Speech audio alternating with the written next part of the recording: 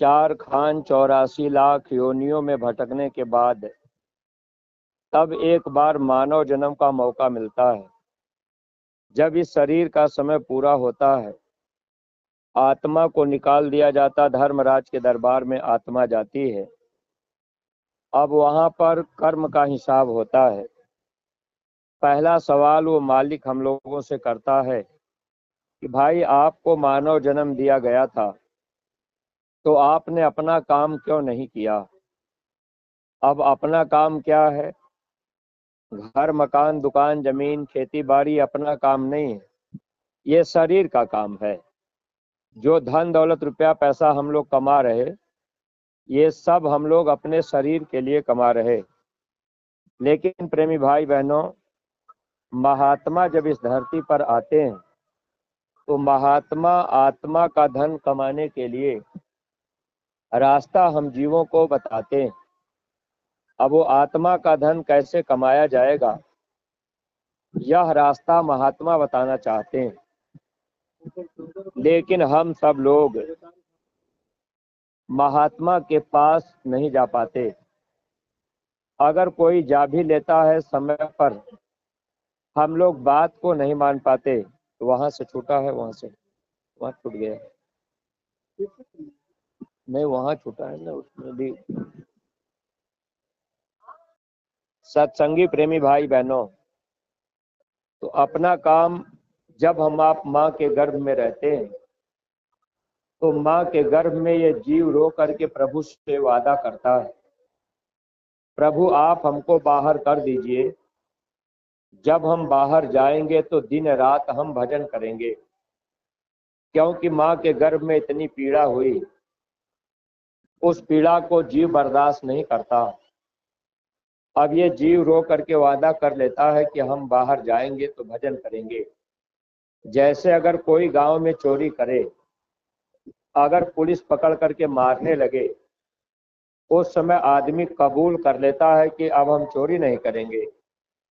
ऐसे ही जब हम सब जीव माँ के गर्भ में रहे, उस समय अपार पीड़ा हो रही थी। हम लोगों ने माँ के गर्भ में प्रभु से वादा कर लिया कि अब आप हमको बाहर कर दीजिए, अब हम दिन रात भजन करके अपने घर वापस चले जाएंगे। लेकिन जैसे ही हम लोग माँ के गर्भ के बाहर आए, तो गलती हम लोगों की नहीं है। जब बच्चा माँ के गर्भ के बाहर आता है, उस समय माया काम करती है, भूमि गिरत भा ढाबर पानी, जिमि जीव ही माया लिपटानी। माया भूल भरम का पर्दा डाल देती है। अब बच्चा कहाँ कहाँ करके रोने चिल्लाने लगता है। बच्चा अपनी भाषा में कहता है कि मैंने कहाँ वादा किया और मैं कहाँ आ गया। क्योंकि जब बच्चा माँ के गर्भ में रहता है तो प्रभु के प्रकाश को देखता है, प्रभु से बातचीत भी करता है। गर्भ के बाहर बच्चा आया, माया ने पर्दा डाल दिया, अंधेरा हो गया, तब बच्चा रोता चिल्लाता है। माताएं बहनें अब बच्चे को चुप कराने के लिए दीपक जला देती या बल्ब जला देती, तो बच्चा उस रोशनी को देखकर थोड़ी देर के लिए चुप रहता है। अगर बच्चा रोता है, माताएं बहनें क्या करती हैं, माताओं बहनों से अगर पूछा जाए कि छोटा सा बच्चा रोता है, तो माताएं बहनें बच्चे को चुप कराने के लिए बच्चे के हाथ में कोई खिलौना पकड़ा देती हैं या बच्चे के कान के पास में घुघुना बजाती हैं। तो जब बच्चे के बाहर के कान से घुघुने की आवाज अंदर जाती है, तब बच्चा थोड़ी देर के लिए चुप होता है। अब माताओं बहनों से पूछा जाए कि बच्चा घुघुने की आवाज सुन करके क्यों चुप हुआ, तो महात्मा बताते हैं कि जब बच्चा माँ के गर्भ में था तो बच्चा प्रभु की आवाज को सुनता था, लेकिन गर्भ के बाहर आने के बाद यह आवाज अब हमको आपको बंद हो गई, सुनाई देना बंद हो गया। तो महात्मा जब इस धरती पर आते हैं तो महात्मा उसी बात को बताते हैं कि हे इंसान, आप इस मनुष्य शरीर में रहकर और बाहर के कान को बंद करके अंदर के कान से जब वो परमात्मा की आवाज को सुनेंगे, तो उसी आवाज को सुन करके अपने सच्चे घर जाएंगे। उसी आवाज को सुनने का नाम भजन है। जैसे हम लोग यहाँ बैठे हैं, अगर रात में 1 किलोमीटर दूर कोई आदमी चिल्लाने लगे, आप उस आदमी को देख नहीं रहे, अंधेरा है, लेकिन आपको मालूम हो जाएगा कि आदमी पूरब दिशा में है कि पश्चिम दिशा में है। आवाज को सुन करके अंधेरे में हम आप उस आदमी के पास जा सकते हैं जहां से आवाज आ रही है। वैसे ही प्रेमी भाई बहनों, ये आत्मा अमर लोक की रहने वाली, लेकिन जब हम आप इस संसार में आए, अब यहाँ आने के बाद माया ने पर्दा लगा दिया, आवाज की डोरी पकड़ करके हम लोग ऊपर से नीचे उतारे गए और वही आवाज पकड़ करके हम लोग अपने सच्चे घर जाएंगे। जो सत्संगी प्रेमी भाई बहन गुरु महाराज के पास गए, आपको गुरु महाराज ने भजन करने का सच्चा रास्ता बता दिया। सुमिरन, ध्यान, भजन, ये 3 क्रिया गुरु महाराज बता दिए। जो नए प्रेमी भाई बहन हैं, आपको प्रयास करना चाहिए कि हमको भी कोई महात्मा ऐसे मिल जाए जो महात्मा सच्चा भजन करने का रास्ता बता दें। जैसे हम आप मंदिर में रामायण गा रहे, कथा कीर्तन कर रहे, ढोल हारमोनियम बजा रहे, तो वह भजन नहीं, वो भजन की नकल है।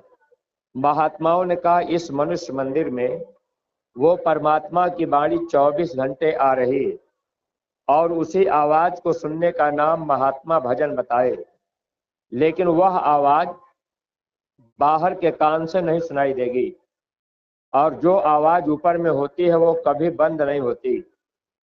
महात्माओं ने लिखा कि वो आवाज 24 घंटे होती रहती है, उसे महात्मा अखंड कीर्तन बताए। जैसे हम लोग मंदिर में कीर्तन करते हैं, 24 घंटा रामायण करने के बाद, कीर्तन गाने के बाद हम लोग बंद कर देंगे। अब लोग कहते हैं कि अखंड रामायण हो रहा है, अखंड कीर्तन हो रहा है। अखंड का मतलब होता है जो कभी बंद न हो। प्रेमी भाई बहनों, तो ऊपर में जो परमात्मा की वाणी होती है उसी को महात्मा अखंड कीर्तन बताए। अब उसी को महात्मा हमको आपको समझाने का प्रयास किए। जैसे मंदिर में हम आप जा करके घंटा बजाते हैं, आरती करते हैं, तो महात्माओं ने कहा हे इंसान, वो बाहर की मंदिर, वहां जो हम आप घंटे घड़ियाल बजा रहे वो नकली, असली इस मनुष्य मंदिर में बज रहा है और वो बिना बजाए बजता है। महात्मा लिख दिए बिना बजाए निस दिन बाजे, घंटा शंख नगारी रे, बहिरा सुन सुन मस्त होता है, तन की सुधि विसारी रे। बहिरा आदमी उस आवाज को सुन करके उस मालिक के पास जा सकता है। वह आवाज जो ऊपर में हो रही, उसी आवाज को सुनने का नाम महात्माओं ने भजन बताया। जब तक महात्मा जीवन में नहीं मिलेंगे तब तक ये भजन करने का रास्ता किसी को नहीं मिल सकता। जो भी अपने सत्संगी प्रेमी है, आपको रास्ता मिल चुका है। आप अगर गुरु महाराज की बात मानेंगे, आप सुमिरन ध्यान भजन रोज करेंगे, थोड़ा बहुत आप सेवा करते रहेंगे, तो महात्मा हम लोगों को जन्म मरण की पीड़ा से, नरकों 84 की पीड़ा से बचा लेंगे। फिर कुत्ता, सुअर, बिल्ली, घोड़ा, गधा हम लोगों को नहीं बनना होगा। अगर जिनको महात्मा नहीं मिले उनको आगे भारी तकलीफ उठानी पड़ेगी। इसलिए महात्माओं ने लिखा था आगे बड़ी परेशानी भजन बिना। अगर मनुष्य शरीर में आकर के जीव भजन नहीं करता तो उसको आगे परेशानी उठानी पड़ती। परेशानी क्या उठानी होगी?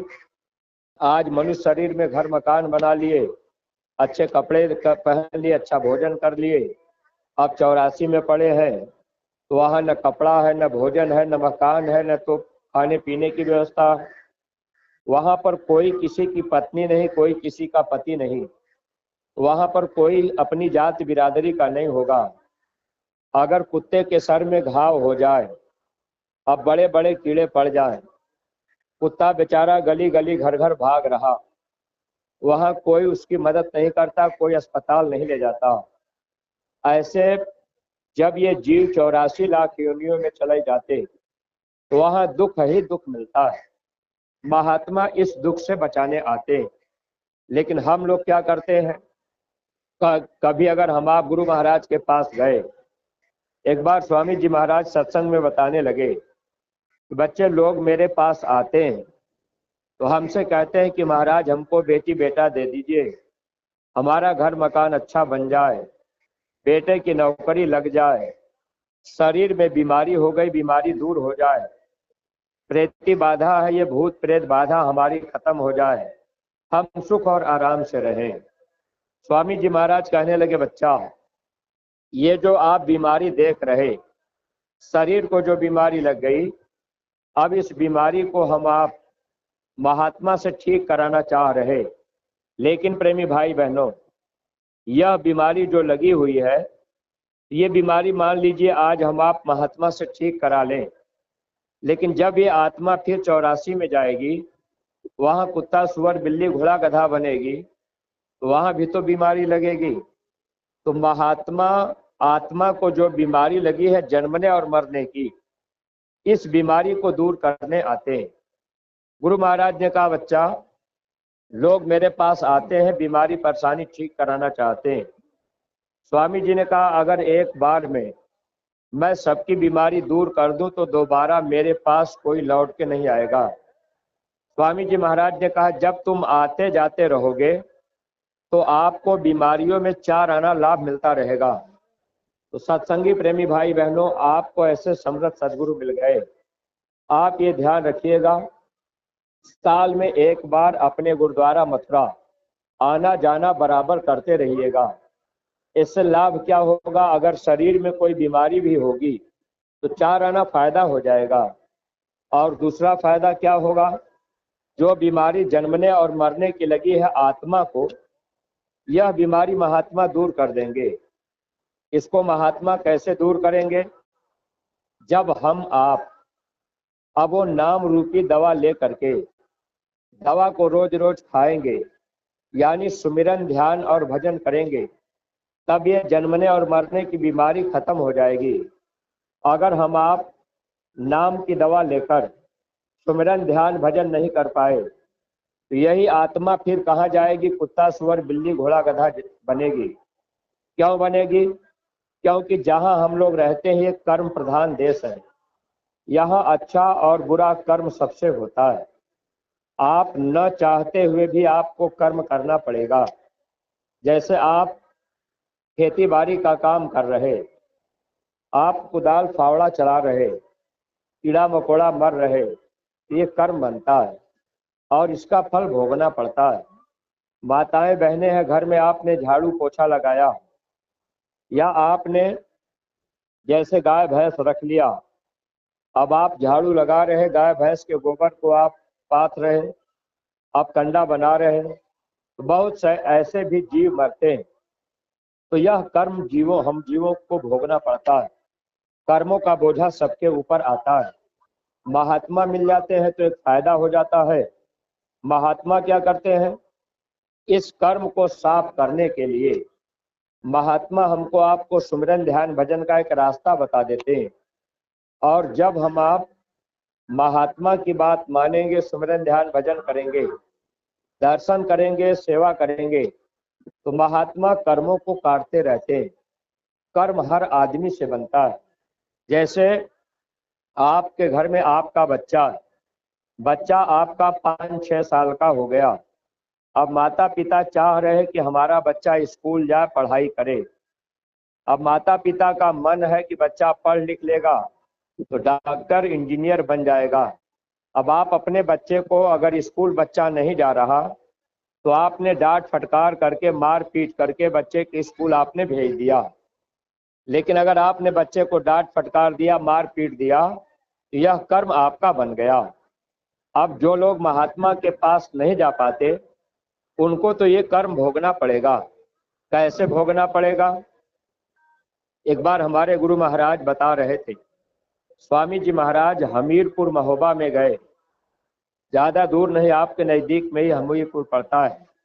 स्वामी जी महाराज एक प्रेमी के घर में रात को रुक गए। तख्ते पर स्वामी जी महाराज बैठे थे। उस समय मिट्टी की दीवार, कच्चा मकान था, ऊपर खपड़ेल पड़ा था, बिजली बत्ती के साधन नहीं थे। घर के अंदर लालटेन जल रहा था, हल्की हल्की रोशनी रही।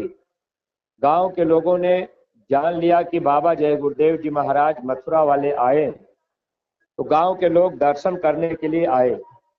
स्वामी जी महाराज घर के अंदर रहे। जो गांव के लोग आए दरवाजे से घर के अंदर आए, स्वामी जी महाराज का दर्शन किए। दर्शन करने के बाद बगल में लोग खड़े हो गए। तो जब वो दर्शन करने वाले प्रेमी बगल में खड़े हुए तो उनका ध्यान दरवाजे के पास में गया। उन प्रेमियों ने देखा कि दरवाजे के पास एक सांप लेटा हुआ है। उसी दरवाजे से वो लोग आए भी। उस समय सांप को नहीं देख पाए। जब देखे कि सांप है तो वो बड़े जोर से चिल्ला पड़े। अब जैसे आप घर के अंदर हो, अगर घर के अंदर सांप दिख जाए और वो भी दरवाजे के पास हो तो आपको लगेगा कि हम भाग भी नहीं पाएंगे। अब वो बड़े जोर से चिल्ला, अरे सांप है। इतना कहते ही सांप दरवाजे के बाहर धीरे से निकला, तेजी से भागने लगा। जिसके घर में गुरु महाराज रुके थे उनके छोटे भाई का नाम बादशाह था। जब वो बादशाह सुना कि कहीं सांप है, वो लाठी लेकर के दौड़ा हुआ आया, सांप को मारने जा रहा था। तो स्वामी जी महाराज ने मना कर दिया। स्वामी जी महाराज ने रोका, कहा अरे देखो बादशाह, मारना मत। लेकिन वो बादशाह लाठी लेकर के सांप को दौड़ा लिया। सांप तेजी से बाहर भाग रहा। स्वामी जी महाराज दर्शन करने वाले प्रेमियों से कहने लगे कि अगर ये बादशाह आज उसको पा जाएगा तो मारेगा जरूर, छोड़ेगा नहीं। उसने भी इसको बहुत मारा है। अब दर्शन करने वाले प्रेमी स्वामी जी महाराज से पूछे, कहने लगे हुजूर एक बात बताइए, वो सांप है और बादशाह आदमी है, तो सांप ने बादशाह को कैसे मारा? तो स्वामी जी महाराज बताने लगे कि देखो बच्चा, वो जो सांप है वो बादशाह का बाप है। 6 महीना पहले बादशाह के पिता का शरीर छूट गया। जब शरीर से आत्मा निकल गई कर्म के अनुसार, अब उसको सांप की योनि में डाला गया। स्वामी जी महाराज कहने लगे कि जब बादशाह छोटा सा था तो उसका बाप बादशाह को बहुत मारता था। कभी कभी खाने के लिए रोटी नहीं देता था। कभी कभी बच्चे को मार करके, बादशाह को मार करके बाप घर के बाहर भगा देता था। कभी कभी ऐसा हम आप अपने घर में कर जाते हैं, बच्चा बात नहीं माना, क्रोध में आ गए, मार पीट दिए, घर से बाहर भगा दिए, चलो आज तुमको खाना नहीं देंगे। तो बादशाह का बाप ऐसा बादशाह के साथ करता था। स्वामी जी महाराज बताने लगे कि अब वो सांप बन गया और इस घर में आया और आज उसको खाने को नहीं मिल रहा, और बादशाह भी अब लाठी लेकर के उसको मारने के लिए दौड़ाया है। अगर वो बादशाह आज उसको पा जाएगा तो मारेगा जरूर, छोड़ेगा नहीं। उसने भी इसको मारा है। आप प्रेमी भाई बहनों, हम लोग जिस संसार में रहते हैं, यहाँ पर घर परिवार, नातेदार, रिश्तेदार, खेती बाड़ी, दुकान दफ्तर का काम करने में कर्म हमसे आपसे बनता है और यह कर्मों का फल भोगने के लिए जीव को 84 में जाना पड़ता है। अगर महात्मा जीवन में मिल गए तो महात्मा कर्मों को काटने का उपाय बता देते हैं। पहला उपाय तो महात्मा बताते हैं कि बच्चे आप अपने घर परिवार में रह करके सुमिरन ध्यान भजन करना। लेकिन आज जो भी प्रेमी भाई बहन, जो लोग मथुरा गए होंगे, अच्छा इसमें कितने लोग मथुरा गए हैं, थोड़ा हाथ उठाइए। जो लोग मथुरा गए हों, काफी लोग गए हैं, अच्छी बात है। देखिए गुरु महाराज हम लोगों को एक रास्ता बता दिए कि आप अपने घर परिवार में रहना, बाल बच्चों की सेवा करना, माता पिता की सेवा करना, शाम को अपने घर में बैठ करके आप सुमिरन ध्यान भजन करना। तो शाम को आप लोग कोशिश कीजिए कि अपने घर में अपने बच्चों को भी बैठाया करिए। 5 साल के ऊपर के बच्चे को भजन करने का अधिकार है। बच्चा अगर माला लेकर के बैठ गया, जय गुरुदेव सुमिरन किया, 1-2 माला करके अगर बच्चा सो भी जाएगा तब भी बच्चे को 1 घंटे का फल भजन में दिया जाएगा। इसलिए अपने बच्चों को भी आप बैठाया करिए। अगर बच्चे का मन न हो, बच्चा कहे कि अभी हम पढ़ाई लिखाई करेंगे, अभी हम नौकरी चाकरी करेंगे, अभी हम कमाई धमाई कर लेंगे, बाद में भजन करेंगे, बाद में सुमिरन करेंगे, तो देखिए प्रेमी भाई बहनों, जैसे आप अपने बच्चे के लिए घर परिवार दुनिया के काम में लगाए हैं, वैसे आप अपने बच्चे को समझाइए कि आप अगर 1 घंटा, आधा घंटा, 10 मिनट बैठ करके सुमिरन ध्यान भजन कर लोगे तो 84 में नहीं जाना पड़ेगा। जब आप सुमिरन करेंगे तो रोज जो कर्म आपसे होगा वो कर्म आपका खत्म होता जाएगा। जैसे मकान में आप रोज झाड़ू लगाएंगे तो आपका मकान साफ सुथरा रहेगा। 10 दिन आपने झाड़ू नहीं लगाया तो मकान आपका गंदा होगा। ऐसे ये मनुष्य शरीर किराए का मकान है। इस मकान में आत्मा रहती है और ये आत्मा के ऊपर कर्मों की गंदगी आती है। अच्छा बुरा कर्म सबसे बनता है। कर्मों का विधान बड़ा जटिल है और वो कर्म जमा होता रहता है। लेकिन जब आप रोज रोज सुमिरन करेंगे तो महाराज जी बताते हैं कि जब आप सुमिरन करेंगे तो ध्यान तीसरे तिल में रखेंगे तो जो कर्म आपका होगा वो कर्म आपका साफ होता जाएगा। अगर आप सुमिरन ध्यान भजन नहीं करेंगे तो प्रेमी भाई बहनों फिर हम लोगों का नुकसान होगा। अच्छा, मथुरा तो इसमें काफी लोग गए हैं। कितने प्रेमी सुमिरन ध्यान भजन करते हैं? अब आप लोग हाथ उठाइए कि हम सुमिरन ध्यान भजन करते हैं। जो लोग सुमिरन करते हो, ध्यान भजन करते हो, अच्छी बात है, लेकिन सब के सब लोग नहीं कर रहे। आप लोग ये कोशिश कीजिए। देखिए प्रेमी भाई बहनों, ये नाम की दवा है, महात्मा हमको आपको दिए हैं। दुनिया के लोग कहेंगे कि भाई सुमिरन ध्यान भजन से क्या फायदा होगा, लेकिन फायदा तो आपको बाद में महसूस होगा। जब आप सुमिरन ध्यान भजन करते रहेंगे तो आपको 84 में नहीं जाना होगा। कुत्ता सुअर बिल्ली घोड़ा गधा नहीं बनना होगा। और जो लोग महात्मा के पास नहीं गए, ऐसे जीव को 84 में ही जाना है। वो अपने को नहीं बचा सकते, क्योंकि महात्माओं ने लिखा है, कबीर गुरु की भक्ति बिन राजा गधा होए। आज आप सेठ साहूकार बन गए, राजा महाराजा बन गए, धनी मानी बन गए, आपके पास खूब धन दौलत है, लेकिन अगर आपको गुरु नहीं मिले और आप गुरु की भक्ति नहीं कर पाए तो फिर 84 में जाना होगा। गधे का जन्म होगा, कुत्ते का जन्म होगा, सुअर का जन्म होगा, वहां दुख ही दुख मिलेगा। महात्मा चाहते हैं बचाना और रास्ता हमको आपको महात्मा बताते हैं। तो अपने जो सत्संगी प्रेमी हैं, सुमिरन ध्यान भजन बने चाहे ना बने, आप रोज रोज बैठते रहिएगा। अगर सुमिरन ध्यान भजन नहीं करेंगे तो नुकसान अपना होगा। एक बार कबीर साहब एक गांव में चले गए। एक आदमी अपने घर में बैठा था, अच्छा मकान बना था। कबीर साहब ने कहा कि अरे भाई आप भजन कर लो, ये जन्म आपको भजन के लिए मिला है, आपने माँ के गर्भ में वादा भी किया है। उस आदमी ने कहा, महाराज हमारे बच्चे छोटे हैं, बड़े हो जाए, बच्चे पढ़ लिख लेंगे, बाद में शादी विवाह करने के बाद हम भजन करेंगे। जैसे बच्चे हैं यही तो सोचते हैं कि अभी हम पढ़ाई लिखाई कर लेंगे, नौकरी पा लेंगे, धन दौलत कमा लेंगे, फिर बाद में भजन करेंगे। प्रेमी भाई बहनों, इस कलयुग में अगर आप सोचेंगे कि हम बुढ़ापा में भजन करेंगे, चौथेपन में करेंगे, तो आप धोखा खाएंगे।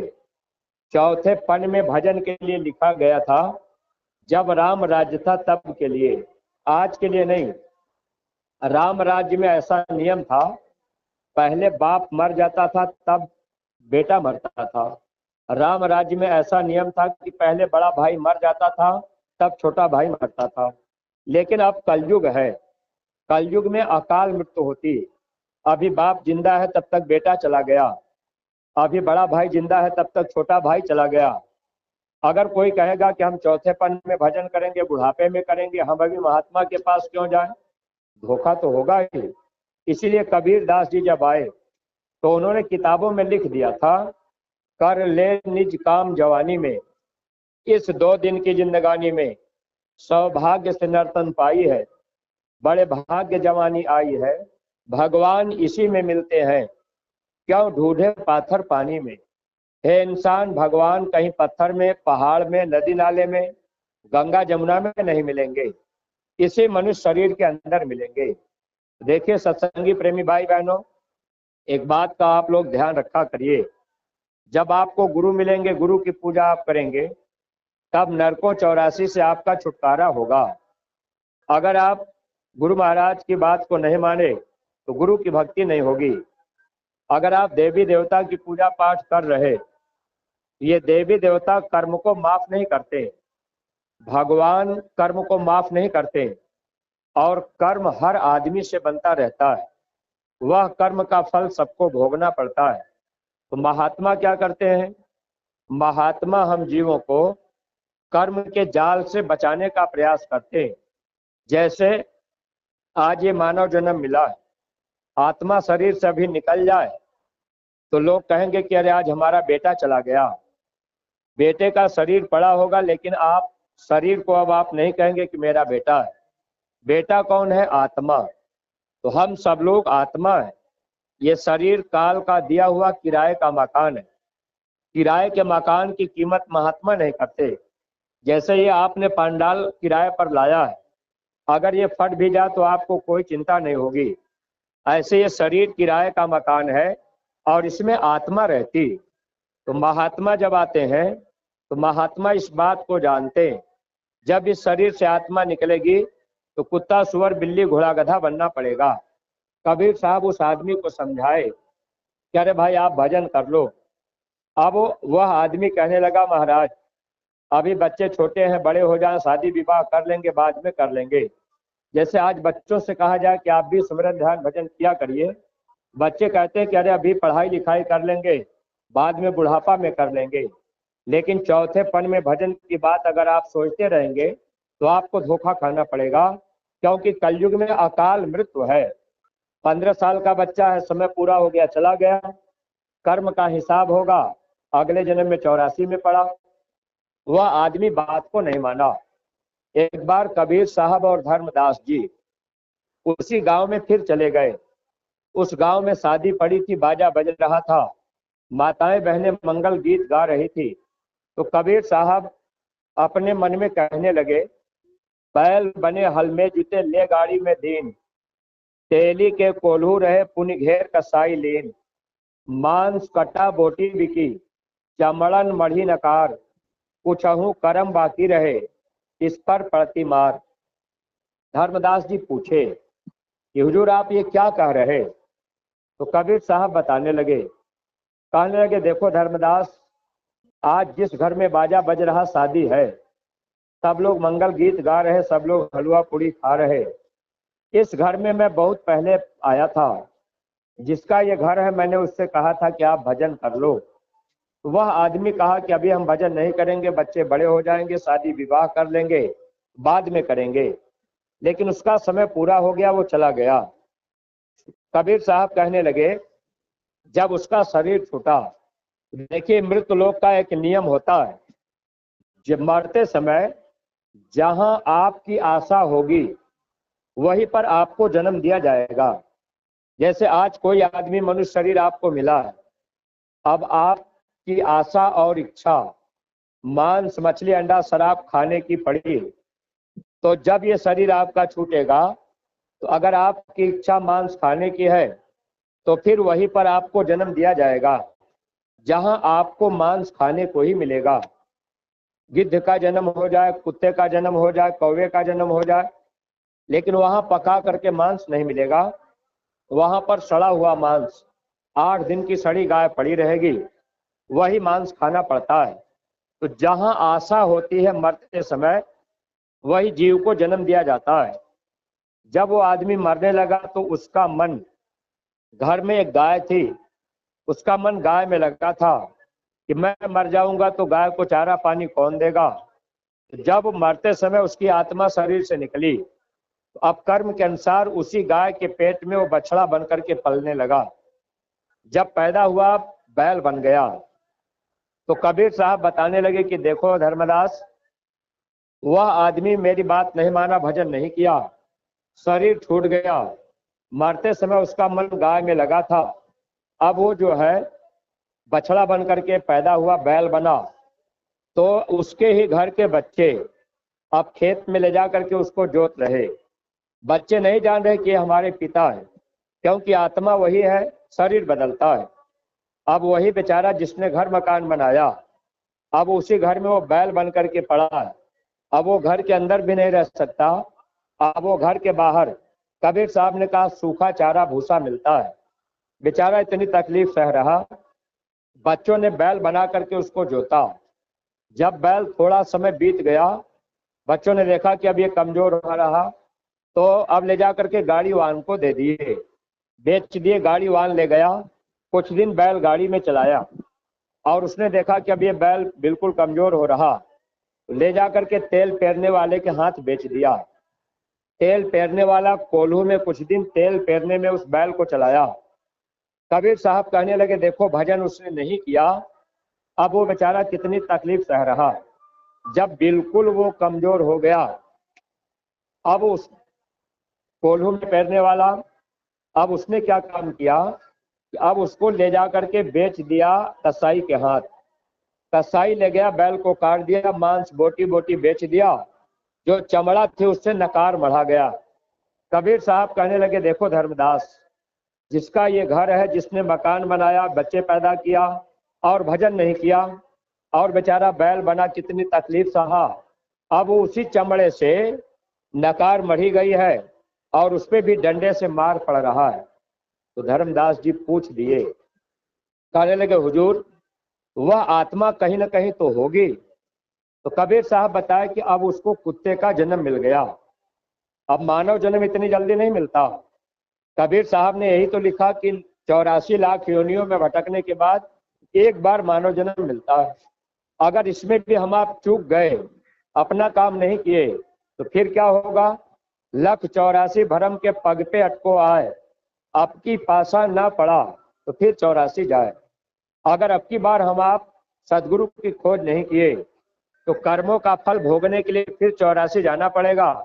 सदगुरु मिलेंगे तो भजन का रास्ता मिलेगा। कबीर साहब कहने लगे देखो धर्मदास, अब वो बेचारा कुत्ता बन करके भटक रहा है। तो धर्मदास जी पूछे कि हुजूर वो कहाँ होगा? तो कबीर साहब बताने लगे कि जिसने ये घर मकान बनाया, आज घर में शादी है, लोग मंगल गीत गा रहे, नातेदार रिश्तेदार आकर के हलवा पूड़ी खा रहे, घर मकान तो बेचारा उसी ने बनवाया, बच्चे उसी ने पैदा किया, लेकिन अब वो बेचारा कुत्ता बन करके घर के पीछे जो जूठी पत्तल फेंकी जा रही है वही जूठी पत्तल चाट रहा है। प्रेमी भाई बहनों, अगर इस मानव जन्म को पाने के बाद हम लोग महात्मा की खोज नहीं कर पाए और महात्मा की बात नहीं मान पाए, तो जो जो कर्म हम आप इस संसार में कर रहे, वह कर्मों का फल भोगने के लिए जीव को 84 में जाना होता है।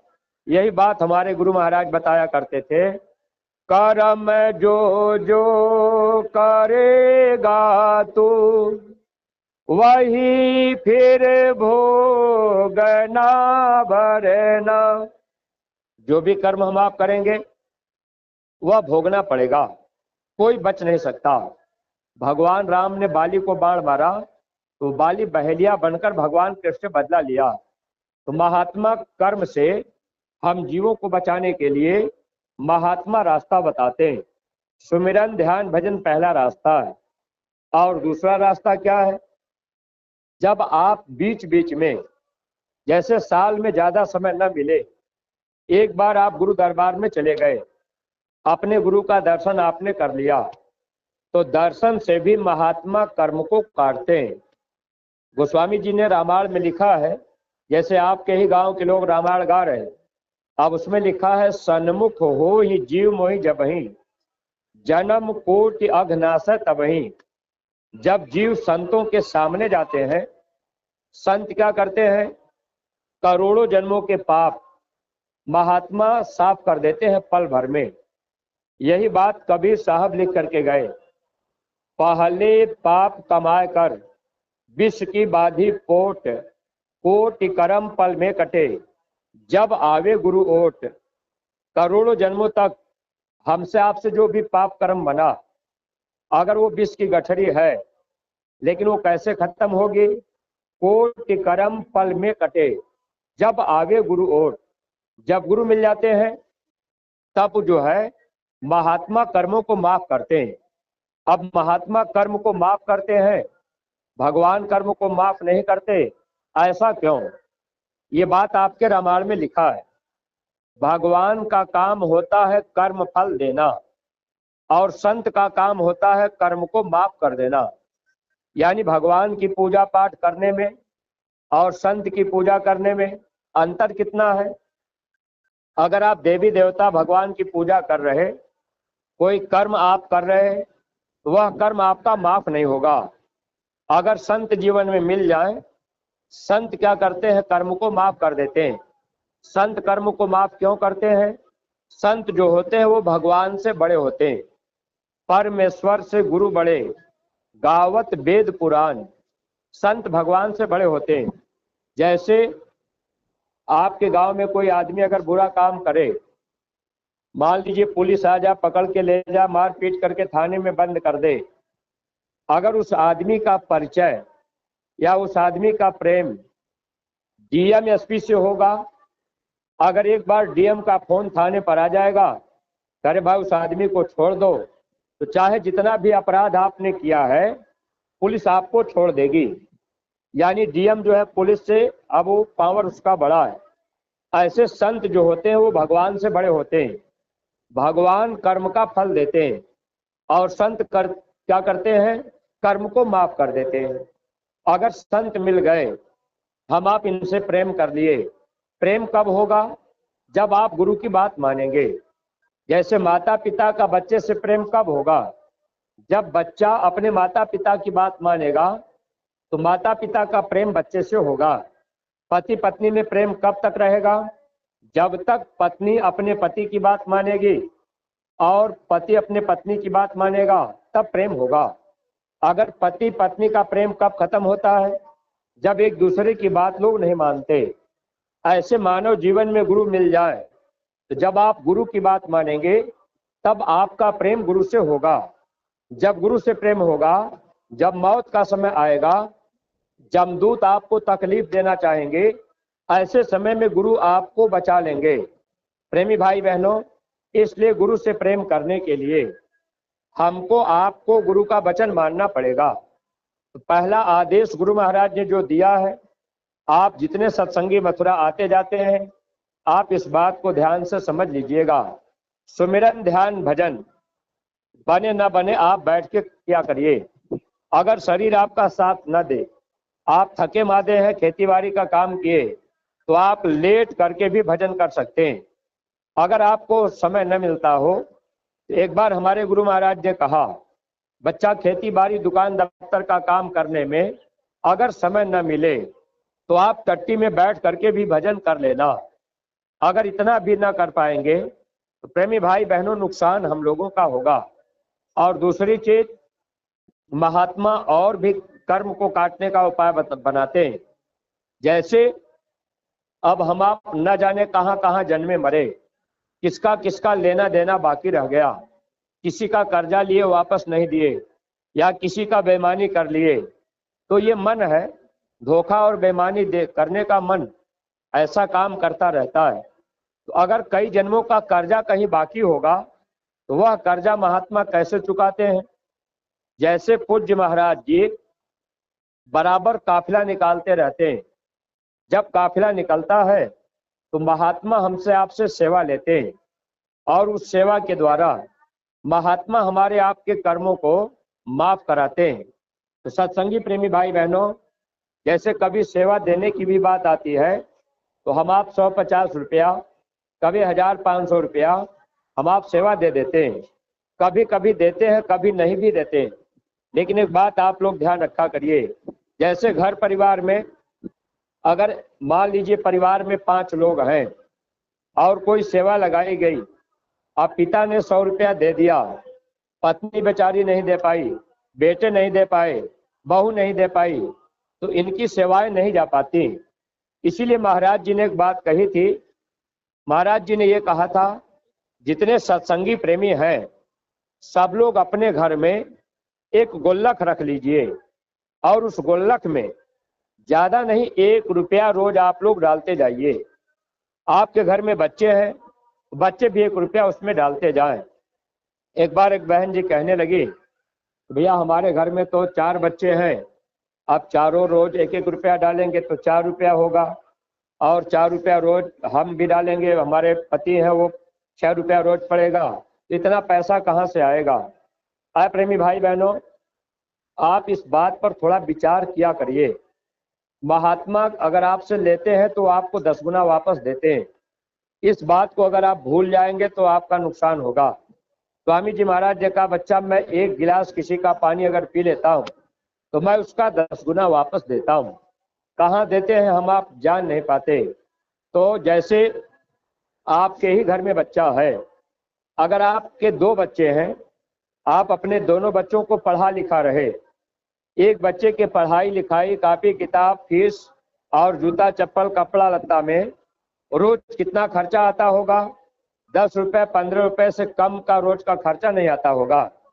अगर आप जोड़ेंगे, एक बच्चे के ऊपर रोज 10 रुपया 15 रुपया खर्चा पड़ेगा, पढ़ाई लिखाई का, फीस का और ट्यूशन का ये खर्चा आएगा।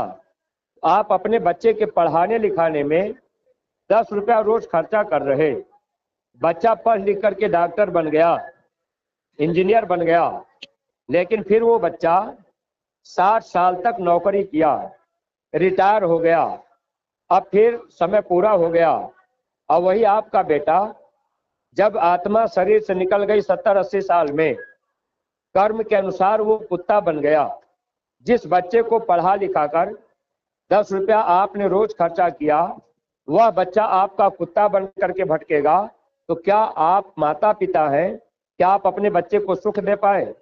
अगर आप अपने बच्चे से भी 1 रुपया सेवा रोज गुल्लक में डलवाते रहेंगे तो गुरु की सेवा वो करता रहेगा। तो ऐसे जीव को महात्मा 84 और नरकों में नहीं जाने देंगे। जब धर्मराज के दरबार में हिसाब होगा, वहां गुरु महाराज रहेंगे। गुरु महाराज बताएंगे कि ये मेरा बच्चा इतनी सेवा किया है, मैंने कहा था तो 1 रुपया इसने रोज डाला है। प्रेमी भाई बहनों, मात्र 1 रुपया सेवा गुल्लक में रोज डालने से आपको सदगुरु 84 नरकों से अगर बचा लें तो इससे सरल रास्ता और क्या हो सकता है। वरना जिस दिन शरीर का समय पूरा होगा, करोड़ों रुपया अगर आप दें और कहें कि नहीं आप हमको 84 से बचा लीजिए, कुत्ता सुअर बिल्ली घोड़ा गधा न बनना पड़े, कोई नहीं बचा सकता। तो संत आते हैं हम जीवों की भलाई के लिए, लेकिन हम आप क्या करते हैं? ज्यादातर लोग ये सोचते हैं कि भाई बाबा जय गुरुदेव के पास जाएंगे तो वो शाकाहारी बनाएंगे, मांस मछली अंडा शराब छुड़ा देंगे, हम तो शंकर की पूजा कर लेंगे, हम राम की पूजा कर लेंगे, कृष्ण की पूजा कर लेंगे, या देवी देवता की पूजा कर लेंगे, हम जय गुरुदेव के पास नहीं जाएंगे, हम शाकाहारी नहीं बनेंगे, शराब नहीं छोड़ेंगे। अब तो आज के समय में रामायण गाने वाले लोग भी, कीर्तन गाने वाले लोग भी शराब पी रहे, गांजा पी रहे, लेकिन शराब पीने की सजा, गांजा पीने की सजा कैसे दी जाएगी? जब आप महात्माओं के वचन को पढ़ेंगे या सत्संग सुनेंगे, तब आपको हर बातों की जानकारी होगी। वैसे कबीर साहब ने कबीर मंसूर में लिखा है, गांजा पीने वाले जीवों को सजा कैसे दी जाती है। अब आप कहेंगे हम भगवान शंकर के पुजारी हैं, अब आप गांजा का दम लगा रहे, लेकिन प्रेमी भाई बहनों, कबीर मंसूर उठा के पढ़िएगा।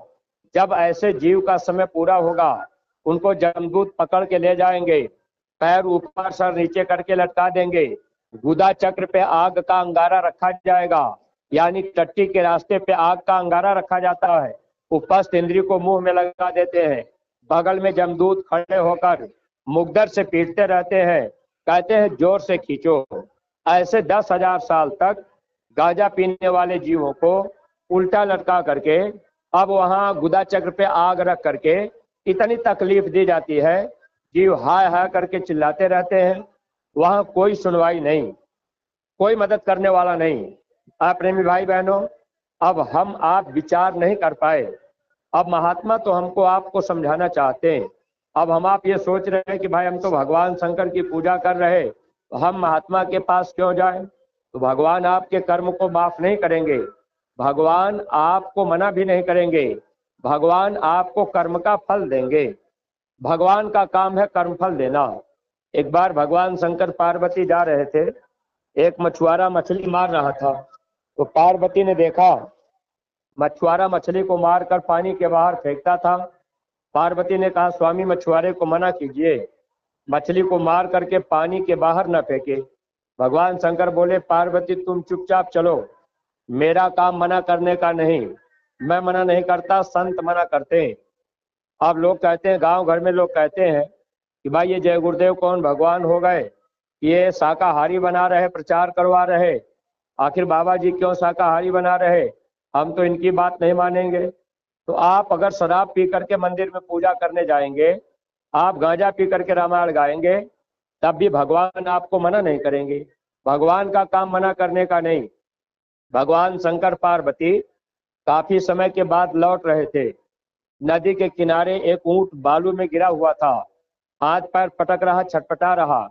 पार्वती ने कहा, स्वामी अरे ऊंट के ऊपर दया कर दीजिए, बेचारा छटपटा रहा, उठ नहीं पा रहा। भगवान शंकर बोले, देखो पार्वती, मेरा काम दया करने का नहीं है, दया करने का काम संतों का है, संत दया करते हैं। भगवान शंकर कहने लगे, पार्वती तुम चुपचाप चलो, ये ऊंट अपना कर्म भोग रहा है। पार्वती ने जिद किया, कहने लगी, आप मुझे बताइए ये ऊंट कैसा कर्म भोग रहा। तब भगवान शंकर बताए, यह ऊंट जो है अगले जन्म का मछुआरा है। अगले जन्म में मछलियों को मार मार कर ये पानी के बिना तड़पा करके बालू में फेंकता था। मछलियां पानी के बिना तड़प तड़प के मरती थी। अब ये ऊंट बन गया, अब बालू में पानी के बिना तड़प तड़प के मर रहा है। पार्वती चलो, ये तो अपना कर्म भोग रहा। पार्वती ने कहा, स्वामी एक बात और समझाइए, ऊंट के शरीर में घाव हो गया है, बड़े बड़े कीड़े पड़ गए हैं, ऊंट बेचारा छटपटा रहा, कीड़े काट रहे, ये कैसा कर्म है। तब भगवान शंकर कहने लगे, देखो पार्वती, ये ऊंट जो है अगले जन्म का मछुआरा है। मछलियों को पकड़ करके जिंदा काटता था और मछलियों के मांस को काट काट करके इसने खाया। जब मछलियों को काट करके खाया तो मछलियां तड़प तड़प के छटपटा के रह जाती थी। हे पार्वती, जितनी मछलियों को इसने अपने जीवन में खाया है, वही मछलियां अब कीड़ा बनकर ऊंट के शरीर से मांस को काट काट के खा रही। पार्वती अपने कर्मों का फल भोग रहा है, तुम चुपचाप चलो, मेरा काम दया करने का नहीं। प्रेमी भाई बहनों, संत दयालु होते हैं, संत दया के सागर होते हैं, बाबा जय गुरुदेव जी महाराज।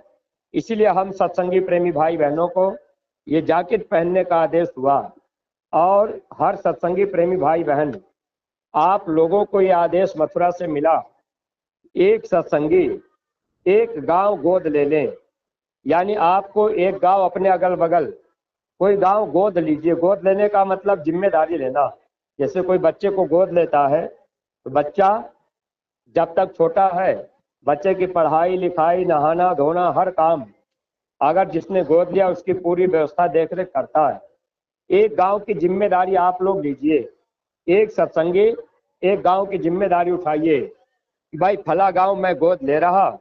और उसमें करना क्या है, महीना 15 दिन में समय निकाल कर, जैसे आज आप लोग यहाँ सत्संग में चले आए, ऐसे ही प्रेमी भाई बहनों आप लोग अपना अपना नियम बना लीजिए। चलो भाई महीना में एक दिन हम लोग सत्संग करेंगे। जैसे आप 10 सत्संगी हैं, अगल बगल का 10 गांव गोद ले लीजिए।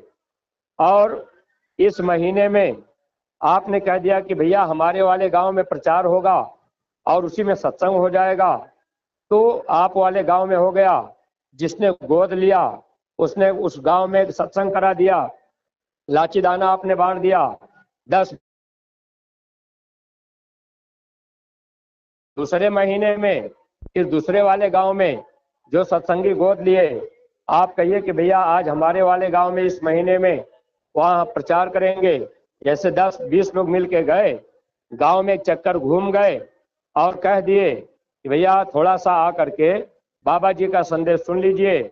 मथुरा से संदेश बाबा जय गुरुदेव जी महाराज ने भेजा है। तो गांव का आदमी 2-4-10 लोग या माताएं बहनें कोई ना कोई तो सुन ही लेगा। अगर कोई नहीं सुनेगा तो स्वामी जी महाराज ने कहा, बच्चा आप पेड़ पौधे को सुना देना। इससे क्या होगा, आपके ऊपर कोई कर्म नहीं रहेगा। कोई ये नहीं कह पाएगा कि हमको ये जानकारी नहीं। तो अपने अगल बगल के गाँव को, जो आपके ब्लॉक में गांव पड़ते हैं, एक सत्संगी प्रेमी भाई बहन एक गांव की जिम्मेदारी लीजिए। कोई ज्यादा आपको खर्चा वहां नहीं करना है, और एक छोटा सा माइक लगा लीजिए। अब उसके बाद आपने 150 रुपए का लाची दाना लाई रख लिए और 1 घंटा आपने गांव में गुरु महाराज का संदेश सुना दिया और इसके बाद प्रसाद बांटे। फिर अपने अपने काम में लग गए। संदेश में बताना क्या है? पहली बात कि जय गुरुदेव नाम प्रभु का है, ये समय का जगाया हुआ नाम है। इस नाम से इस समय कल्याण होगा। तो जिस गांव को आप गोद लेंगे, उस गांव में जब आप बार बार जाएंगे, उस गांव का हर आदमी, जब आप जय गुरुदेव बोलेंगे तो उस गांव का आदमी भी जय गुरुदेव कहने लगेगा। जैसे हम आप जय गुरुदेव कहते हैं, दुनिया के लोग जयराम कहते हैं। अगर लोगों से पूछा जाए कि अच्छा, जब त्रेता युग नहीं लगा था, राम का अवतार नहीं हुआ था, तो जय राम कोई नहीं कहता था, राम नाम कोई नहीं जानता था, उसके पहले लोग क्या कहते थे? तो गांव के लोग विचार करेंगे। प्रेमी भाई बहनों, हमारे गुरु महाराज ने बताया कि समय समय पर भगवान का नाम बदलता है, वक्त बदलता रहता है, इंसान बदलते रहते हैं। जब जैसा युग आता है, प्रभु नाम बदलते रहते हैं। समय समय पर भगवान का नाम बदलता है। तो पहला संदेश आप हर आदमी को जब बताएंगे, ये जय गुरुदेव नाम भगवान का है, यह नाम मुसीबत में आपके काम आएगा। और दूसरी बात, गुरु महाराज ने क्या कहा? ये मनुष्य शरीर, ये न तो खेत है, न ये खलिहान है, न ये परचून की दुकान है। मनुष्य शरीर क्या है? ये किराए का मकान है। किराया क्या है? अब हम आप गाना तो गा रहे, जिंदगी एक किराए का घर है, एक न एक दिन निकलना पड़ेगा, मौत जिस वक्त आवाज देगी, उसी वक्त खाली करना पड़ेगा। ऐ मखमल पर सोने वालों, कब्र में एक दिन सोना पड़ेगा। शरीर किराए का मकान है, ये भगवान का बनाया हुआ मंदिर आलीशान है और इसमें आत्मा रहती है। अब आपको अपने गुरु महाराज का संदेश इतना ही तो बताना है कि भाई, हमारे गुरु महाराज ने ये प्रार्थना किया है। महाराज जी ने हाथ जोड़ करके विनती किया है कि इस मनुष्य मंदिर को आप गंदा मत कीजिएगा। बाबा जी ने मना क्यों किया? मोटी मोटी बात आपको गांव में लोगों को बताना है। जैसे ये मंदिर आपने बनाया है, मंदिर में रामायण हो रहा है, अगर इसी गांव का कोई आदमी कोई कुत्ते को टुकड़ा टुकड़ा बोटी बोटी काट कर आप ले जाकर के उसी मंदिर में अगर अभी डाल देंगे, जो लोग आपके उस मंदिर में रामायण गा रहे, वे लोग लाठी लेकर के तुरंत खड़े होंगे और आपको मारेंगे। कहेंगे कि इस मंदिर में देवता रहते हैं, पूजा पाठ हो रहा और तूने इसमें मांस का टुकड़ा डाल दिया। प्रेमी भाई बहनों, ईंटे पत्थर के मंदिर हम लोगों ने बनाया और उसमें मांस का टुकड़ा डालने पर जब वो देवी देवता नाराज हो सकते हैं, यह मनुष्य मंदिर भगवान का बनाया मंदिर है और इसमें देवी देवता निवास करते हैं। अगर इस मंदिर में हम आप मांस मछली अंडा शराब डालेंगे तो देवी देवता हमसे आपसे नाराज होंगे। गुरु महाराज ने कहा, जहां शमशान भूमि होती वहां मुर्दा जलाए जाते हैं, कब्रिस्तान में मुर्दा दफनाए जाते हैं। जहां मुर्दा जलाए जाते दफनाए जाते वहां भूत प्रेत का निवास होता है। प्रेमी भाई बहनों, अब ये मनुष्य शरीर में ये भगवान का बनाया मंदिर है, लेकिन अब हम आप इसमें मांस मछली अंडा शराब डाल दिए, यह मंदिर गंदा हो गया। तो हुआ क्या? हम लोगों के घर परिवार में भूत प्रेत रहने लगे। स्वामी जी महाराज ने एक बार कहा, कोई घर बाकी नहीं है जिस घर में भूत प्रेत न रहते हो। कमाई का आधा से ज्यादा पैसा हम लोगों का बीमारियों में जा रहा है। लेकिन प्रेमी भाई बहनों, जब आप लोगों को समझाएंगे, आप लोगों को बताएंगे, जब आप लोगों से कहेंगे कि भाई ये मनुष्य शरीर भगवान का बनाया मंदिर है, इसको गंदा मत कीजिएगा, तो आदमी विचार करेगा। और प्रेमी भाई बहनों, अगर कोई आदमी आपसे कह दे कि भाई हम तो शराब छोड़ना चाह रहे, हम मांस छोड़ना चाह रहे, तो आप ऐसा कीजिएगा, आप उनको बता सकते हैं, देखिए हम आप बहुत से प्रेमी भाई बहन, पहले हम लोग भी खाते पीते रहे, गुरु महाराज मिल गए, सत्संग मिल गया, विचार बदल गया। जब आप गांव में जाएंगे गांव में बहुत से लोग अपने जिह्वा के स्वाद में खाने पीने में लग गए। अब आप उनको बताएंगे कि भाई अगर आपकी शराब न छूट रही हो, मांस न छूट रहा हो, आप छोड़ना चाहते हो, एक बार आप मथुरा चले चलिए। अब ये 17 मई से 21 मई 5 दिन का कार्यक्रम मथुरा में होगा। आप चल करके सत्संग सुन लीजिए। और मथुरा में हमारे गुरु महाराज ने एक मंदिर बनवाई है, जिस मंदिर में बुराई का चढ़ावा चढ़ाया जाता है, उस मंदिर में जाकर 2 आंसू गिराकर आप मंदिर के देवता से कह दीजिएगा कि हे मंदिर के देवता, आप मेरी शराब छुड़ा दीजिए, मांस छुड़ा दीजिए, हमारे अंदर ये बुराई आ गई, मेरी बुराई को आप दूर कर दीजिए, आप दया कर दीजिए, यह मेरा मानव जीवन पाना सार्थक बन जाए। प्रेमी भाई बहनों, एक बुराई चढ़ाने पर उस मंदिर में एक मनोकामना भी आपकी पूरी होगी, लेकिन मनोकामना आपकी तब पूरी होगी जब आप एक बुराई चढ़ाएंगे। लेकिन अगर आप अपने हित की बात मांगेंगे मंदिर में, तब तो आपको मिलेगा। लेकिन अगर उस मंदिर में जाकर अगर आप ये कहें कि हमारे पड़ोसी की भैंस मर जाए, ये मनोकामना पूरी नहीं होगी। प्रेमी भाई बहनों, आप अपनी भलाई के लिए, अपनी आत्मा के लिए उस मंदिर में जाकर जब आप अपनी बुराई को चढ़ाएंगे तो मंदिर के देवता आपके गुनाहों को माफ कर देंगे। और एक फायदा और होगा, उस मंदिर से लाची दाना और बतासा का प्रसाद मिलता है। वह प्रसाद आप लोग अपने अपने घरों में ले आकर सोना चांदी से ज्यादा कीमती समझ के रखिएगा। हमारे गुरु महाराज ने एक बार कहा, जैसे आप बक्सा में सोना चांदी रुपया पैसा ताला बंद करके रखते हैं, स्वामी जी ने कहा बच्चा इस प्रसाद को उससे भी ज्यादा कीमती समझ के रखना। आगे समय ऐसा खराब आएगा, अन्न दवाओं की कमी पड़ेगी, पेड़ों की पत्ती ना तुमको मिलेगी, फाटेगी धरती उठेगा गुब्बारा, सुनते तो जाओ संदेशा हमारा। स्वामी जी महाराज ने कहा अनाज की कमी होगी। अभी तो मान लीजिए हम लोग कुछ अनाज, फल फूल, साग सब्जी पैदा कर ले रहे। कैसे पैदा कर ले रहे? अब कीड़ा लग गए तो हम आप दवा मार दिए, घास आ गई तो दवा मार दिए। गुरु महाराज ने कहा बच्चा, अभी तो आप फसल के ऊपर दवा मार करके, कीड़ा मार करके कुछ अनाज पैदा कर ले रहे। आगे एक समय ऐसा आ रहा है जब आप फसल के ऊपर दवा मारेंगे, कीड़े नहीं मरेंगे, फिर आप क्या करेंगे? महात्मा के वचन झूठे नहीं होते, संत वचन पलटे नहीं, पलट जाए ब्रह्मांड। सत्संगी प्रेमी भाई बहनों, आगे समय जब खराब आएगा, दुनिया के लोग कहेंगे कि जय गुरुदेव हमको भी मथुरा ले चलिए। अभी आपको ये संदेश गांव गांव देना है। एक गांव गोद लेकर अगर आपने ये संदेश घर घर पहुंचा दिया तो आगे जब मुसीबत का समय आएगा, महात्मा आपके ऊपर दया करेंगे। और गुरु महाराज ने कहा है जब दुनिया के लोग भूखों मरेंगे, एक रोटी नहीं मिलेगी, ऐसे समय में मैं अपने बच्चों को ऐसी जड़ी दे दूंगा, महीनों तक भूख और प्यास नहीं लगेगी। लेकिन प्रेमी भाई बहनों, आपको अपना प्रेम अपने गुरु से रखना पड़ेगा। प्रेम कैसे होगा? थोड़ा सा आप इस बात को समझ लीजिएगा।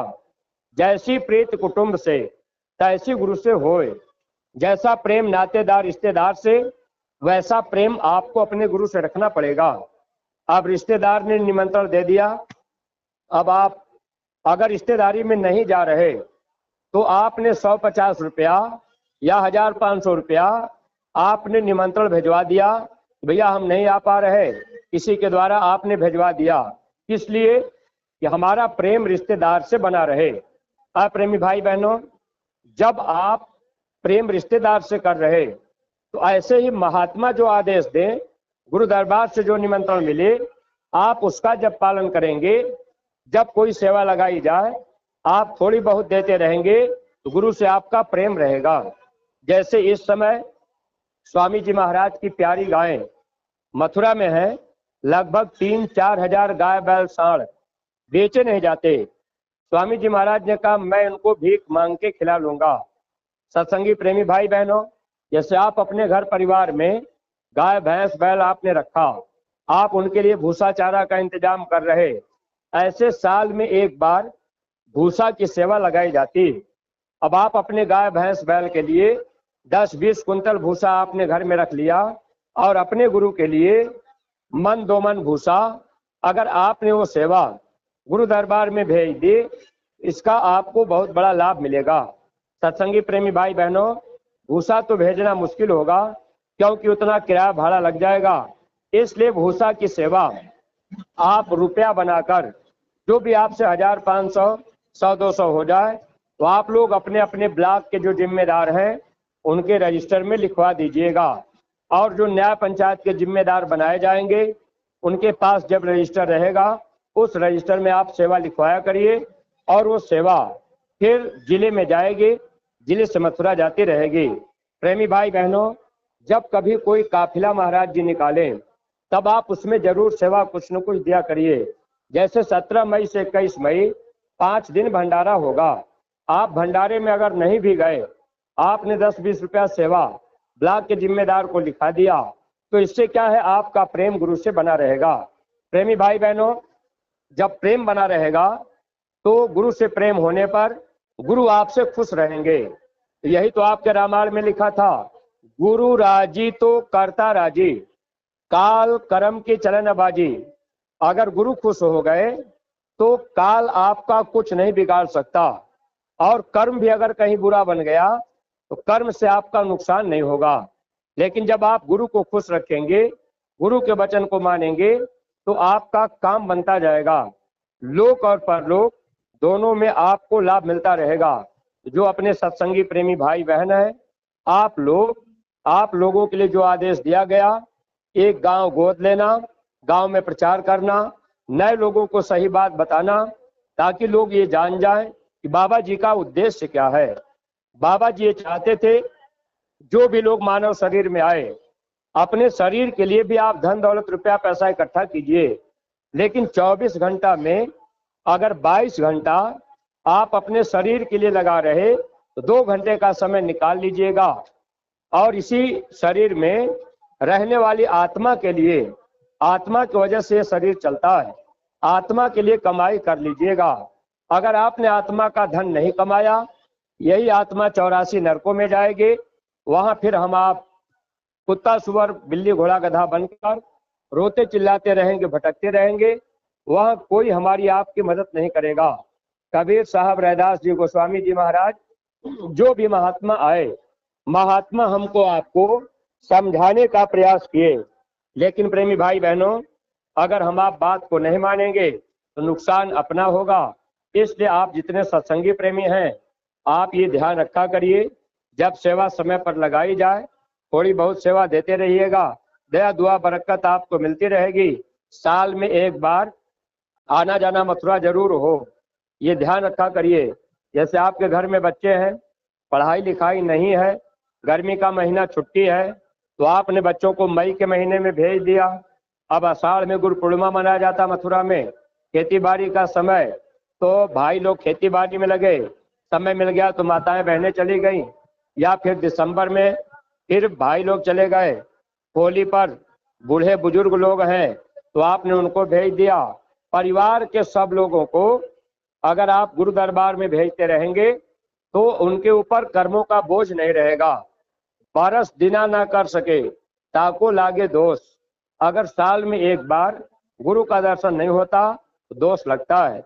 और सत्संगी प्रेमी भाई बहनों, स्वामी जी महाराज जी ने कहा था कि बच्चा, गुरु महाराज ने कहा आगे बहुत से बाबा जय गुरुदेव नकली बन जाएंगे, जगह जगह नकल करके बैठ जाएंगे, प्रेमियों को भ्रमित कर देंगे। तो आप इस बात का हमेशा ध्यान रखिएगा, कभी आप भटकिएगा नहीं। अपना निशाना सीधा मथुरा और खितौरा। खितौरा अपने गुरु महाराज की कर्म जन्म भूमि है, मथुरा गुरु महाराज की कर्म भूमि है। आप आते जाते रहेंगे तो वहां की मिट्टी आपके पापों को धोती रहेगी, और अच्छे बुरे कर्म हम आप इस संसार में न चाहते हुए भी कर लेते हैं। जैसे कोई माँ बहन जा रही, आप उधर से आ रहे, आपने अपनी आंखों से देख लिया, कोई अच्छा बुरा विचार आपके अंदर आ गया, यह कर्म बन गया, और इस कर्म का फल भोगने के लिए जीव को न जाने कितनी तकलीफ उठानी पड़ती। यही आपको राजा भर्तृहरि का दृष्टांत मालूम है। राजा भर्तृहरि एक बार जब अपने गुरु के पास गए तो उन्होंने कहा, सरकार दया कर दीजिए, आप हमको रास्ता बता दीजिए, हम भजन करके यहाँ से पार हो जाएं। तो राजा भर्तृहरि के गुरु ने कहा कि राजन, तुम भजन करके तुम 7 जन्म तक पार नहीं हो सकते, क्योंकि तेरे कर्म ऐसे हैं, वह कर्म तुझे भोगना पड़ेगा। राजा भर्तृहरि बोले, गुरु महाराज, आखिर मेरा कौन सा ऐसा कर्म खराब? तब उन्होंने बताया कि देखो, एक बार तुम छोटे से बच्चे थे और तुम खेल रहे थे, तुम्हारी माँ घर के अंदर श्रृंगार कर रही थी, तुम पानी पीने गए, जैसे तेरा पैर दरवाजे के अंदर पड़ा, माँ श्रृंगार कर रही थी, सर से कपड़े हटे हुए थे, तेरा निगाह, तेरी आंखें माँ के चेहरे पर गई, तुम्हारे अंदर केवल इतना विचार पैदा हुआ कि माँ बड़ी सुंदर लग रही है। इतना भाव पैदा होने से वही तेरी माँ अब तेरी रानी पिंगला बन करके मिली है और कई जन्मों तक उसके साथ रहना होगा, तब ये कर्म तुम्हारा खत्म होगा। यह कर्मों का फल भोगने के लिए कई बार तुझे जन्मना मरना पड़ेगा। राजा भर्तृहरि कहने लगे, गुरु महाराज, क्या आपके रहते कर्म नहीं काटा जा सकता? उन्होंने कहा, कट सकता है, लेकिन तुझे बात माननी पड़ेगी। तब राजा भर्तृहरि ने कहा, गुरु महाराज, उपाय बता दीजिए, मैं करूंगा। तब उनके गुरु ने कहा, अच्छा एक काम करो, आप ये कपड़ा उतारो और साधु का भेष बनाओ, जोगी रंग का कपड़ा पहनो, जैसे सत्संगी प्रेमी भाई बहनों, यह जैकेट गुरु महाराज ने हम लोगों को पहनाई। अब ये प्रचार करने के लिए इस बात का आप ध्यान रखिएगा, ये कर्मों को काटने का तरीका है। महात्मा की बात मानेंगे, दया हमको आपको मिलेगी। राजा भर्तृहरि जोगी का भेष बनाए, सरंगी लिए और झोली लिए। उनके गुरु ने कहा, जाओ अब राज्य में जाकर रानी पिंगला से माई कह करके भीख मांग लो, क्योंकि जब वो माँ थी तब तुम्हारी निगाह पड़ी, तुम्हारे मन में एक ख्याल आया कि माँ सुंदर लग रही, वो तुम्हारी रानी बन करके मिली है, इस बार तुम जाओ माई कह करके भिक्षा मांग लो। राजा भर्तृहरि भेष बनाकर अब दाढ़ी बाल बढ़ा, अब गए रानी पिंगला के पास, दरवाजे पर खड़े हुए आवाज लगाए, दरवाजे के बगल में रहे, झोली आगे बढ़ाए, आवाज लगाए, माई भीख दे दे, माई भीख दे दे। रानी पिंगला ने सुना, अंदर से भिक्षा लेकर दरवाजे के पास आई, तो राजा भर्तृहरि केवल झोली आगे बढ़ाए, क्योंकि अगर रानी देख लेंगी तो पहचान न जाए, ऐसे झोली बढ़ाए। रानी पिंगला ने झोली में भिक्षा डाल दिया। राजा भर्तृहरि झोली समेटे और बोले, माई तेरी जय हो, भगवान तेरा भला करे। इतना कह करके राजा भर्तृहरि जब वहां से लौटे, रानी ने पीछे से देखा, पहचान गई, आवाज पहचान ली, ये मेरे राजा साहब, मेरे पति। अब वो आवाज लगाई, करे, मेरे स्वामी, आप ये कैसा भेष बना लिए? लेकिन राजा भर्तृहरि भगे, बोले कि नहीं, अरे माई, तू मेरी माँ है, तूने मुझे भिक्षा दे दिया, भगवान तेरा भला करे, कोई किसी का स्वामी नहीं, मैं राजा नहीं। अब रानी पिंगला ने पीछा किया, लेकिन उनके पास तक नहीं जा पाई। राजा भर्तृहरि अपने गुरु के पास भाग करके गए। एक राजा भर्तृहरि के कर्म को काटने के लिए उनके गुरु ने आदेश दिया था। प्रेमी भाई बहनों, आज कितने लोग जोगी का भेष बनाकर, शरंगी लेकर गांव गांव में जाकर माई कह करके भीख मांग रहे, लेकिन जब वक्त के गुरु आपको मिलेंगे तो गुरु कर्म को काटने का रास्ता जानते हैं। इसलिए आप जितने सत्संगी प्रेमी भाई बहन हैं, यह जैकेट गुरु महाराज ने हम लोगों को पहनाया है और गुरु महाराज ने एक गांव गोद लेकर प्रचार करने के लिए कहा है। तो आप अपने घर परिवार, खेती, दुकान, दफ्तर का काम भी करते रहिए। जब जब आपको मौका मिल जाए तो आप गांव में जाकर अपने गुरु महाराज का संदेश, गुरु महाराज की बातें लोगों के बीच में बताते रहिएगा। इससे महात्मा हमारे आपके कर्मों को काट देंगे। स्वामी जी महाराज ने कहा, जब परिवर्तन होगा, कर्मानुसार तलवार चलेगी, लोग अपने अपने कर्म की तलवार से मारे जाएंगे, तो समय आगे खराब आएगा। लेकिन प्रेमी भाई बहनों, जो इस समय वक्त के महापुरुष पूज्य महाराज जी, जिनकी दाढ़ी बाल काली है, जो मथुरा में रहते हैं, महाराज जी ने कहा, आगे जब अनाज का दाना नहीं मिलेगा, इस धरती पर ऐसा पेड़ है, इतनी बड़ी बड़ी हरी हरी पत्ती होती है, अगर वो पत्ती लोगों को खिला दी जाएगी, 8-10 दिन तक भूख और प्यास नहीं लगेगी। प्रेमी भाई बहनों, एक समय आएगा दुनिया के लोग भी कहेंगे भाई हम भी मथुरा चलेंगे, लेकिन स्वामी जी महाराज ने कहा शाकाहारी बनने की तारीख निश्चित है, अगर वो तारीख बीत जाएगी तब लोगों के गुनाह माफ नहीं होंगे। इसलिए प्रेमी भाई बहनों, उस तारीख के अंदर जब आप एक गांव गोद लेकर के प्रचार करेंगे, सुमिरन ध्यान भजन करेंगे, समय पर सेवा करते रहेंगे, आपको दया दुआ बरकत मिलती रहेगी, आपका लोक परलोक बनता रहेगा। हम आप लोगों का ज्यादा समय नहीं ले रहे, खेती बाड़ी का समय है। प्रेमी भाई बहनों, आप लोगों ने अपना समय दिया है, हम आप लोगों के आभारी हैं। मोटी मोटी बातें मैंने आपको गुरु महाराज की बताई, और जो भी प्रेमी भाई बहन इस समय भूसा की सेवा लगाई गई है, आप लोग अपनी सेवाएं अपने आप के जो ब्लॉक के अध्यक्ष हैं इनके रजिस्टर में लिखवा दीजिएगा। ये सेवा आपके जिले में जाएगी और समय से मथुरा पहुंच जाएगी।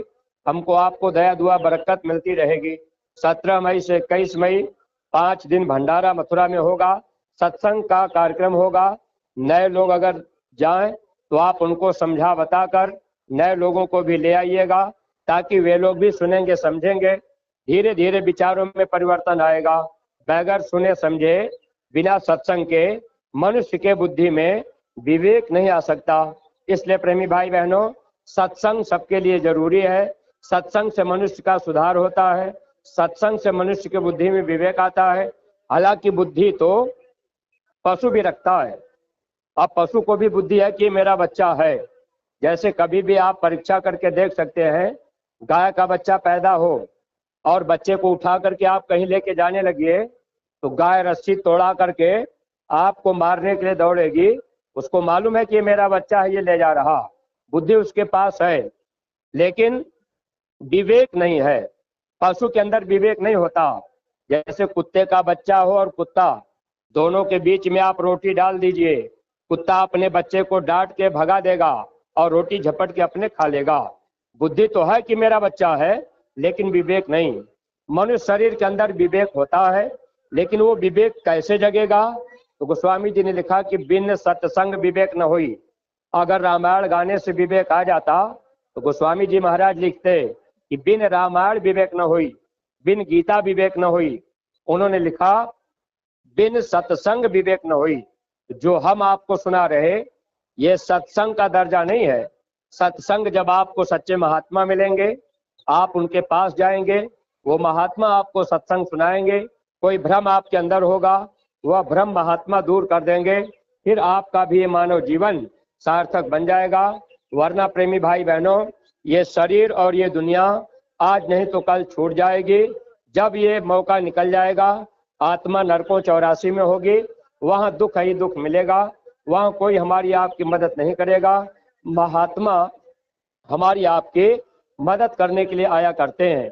आप लोगों ने अपना समय दिया है, हम आप लोगों के आभारी हैं। अगर कोई बात हमारी आपको अटपटी लग गई हो तो आप लोग अपना छोटा भाई या बेटा समझ करके हमको क्षमा कीजिएगा। और गांव के जो भी प्रेमी भाई बहन अगर दूर दराज से आवाज को सुन रहे, तो आपसे केवल शाकाहारी रहने की प्रार्थना है।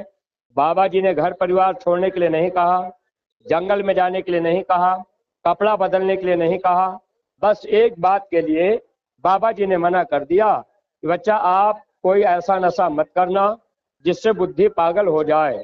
माँ बहन बहू बेटी की पहचान नशे में खत्म हो जाती है। और किसी बेजुबान जानवर की गर्दन काटकर आप मनुष्य मंदिर में मत डालिएगा। इस भगवान के बनाए मंदिर को आप गंदा मत कीजिएगा। अगर आप गंदा करेंगे, बात नहीं मानेंगे, तो बाबा जी की बात हम आप माने न माने। गुरु महाराज ने कहा मेरी ना मानो यमराज तो मनाएगा, तेरा ही कर्म तुझे मार कर भोगाएगा। कर्मों का फल सबको भोगना पड़ता है। महात्मा बचाने आते हैं। तो सब लोग प्रेम के साथ मालिक के पावन नाम का उच्चारण करेंगे। जय गुरुदेव, जय गुरुदेव। नाम किसका? प्रभु का पावन नाम। बाबा जय गुरुदेव जी महाराज का कहना है, बाबा जय गुरुदेव जी महाराज की अर्जी है। हाथ जोड़कर विनय हमारी। जय गुरुदेव।